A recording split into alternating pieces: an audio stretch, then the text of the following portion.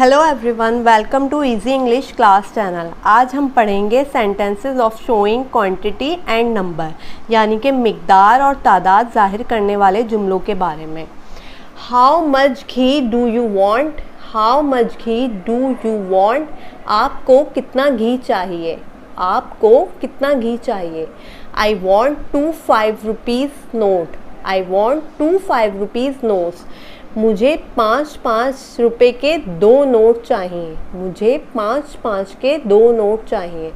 The oranges are sold by dozen. The oranges are sold by dozen.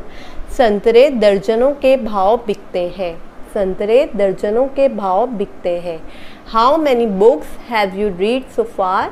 How many books have you read so far? आपने अभी तक कितनी किताबें पढ़ी हैं? आपने अभी तक कितनी किताबें पढ़ी हैं?